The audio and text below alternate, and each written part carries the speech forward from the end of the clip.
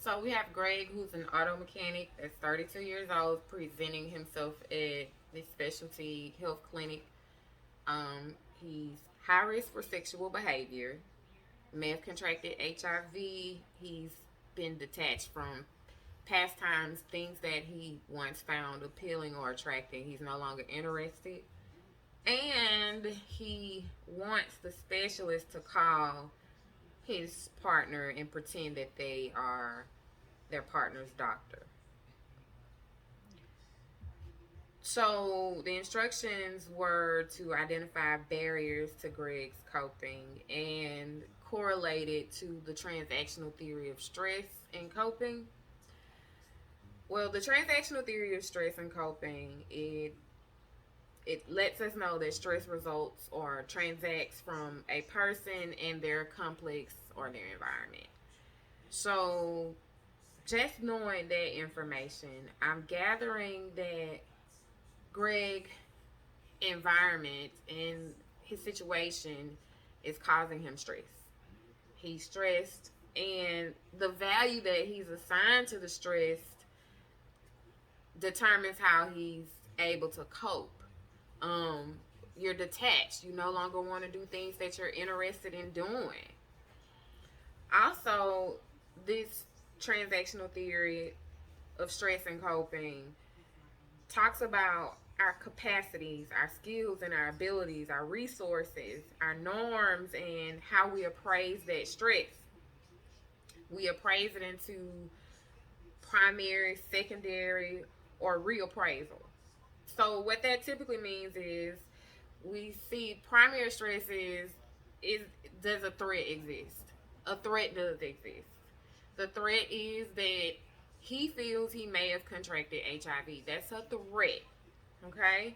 And then his high risk behaviors may have put him in this position because he's unsure if it was because of some foggy nights or because he did some steroid use, because our pastors let us know that he did steroids, um, also injection steroids.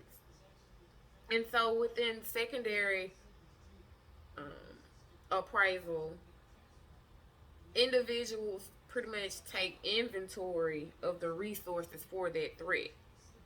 And reappraisal is pretty much you analyzing the threat and analyzing the resource continuously. Okay, so what do I mean by that? You are taking into consideration the issue or the problem. His problem is, dang, I feel like I have HIV. I'm taking into consideration my problem. I'm taking into consideration the resources that I have to deal with this problem. Judging from his actions of going to see a specialist, your resources are limited. And then you also want the specialist to pretend to be their doctor. Mm-mm. That's a barrier to your coping skill right there.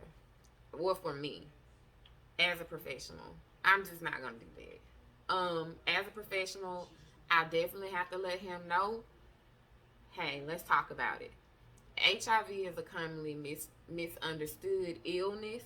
The virus can be transmitted by body fluid only. And then I want him to be mindful of the activities that put him at risk for contracting HIV or that would put him at risk of coming in contact with those specific body fluids.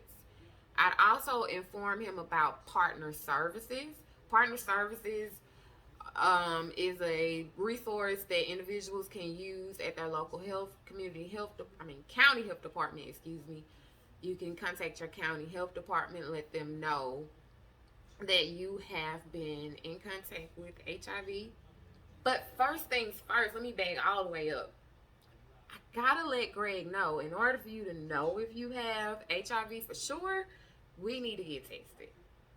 And I would suggest to him about partner testing. I refer him to these other services. And then I'd also want to talk to him about pre exposure prophylaxis. That's a preventative measure. If you're going to have sex with multiple people and you're not going to use condoms and you're not going to use condoms properly,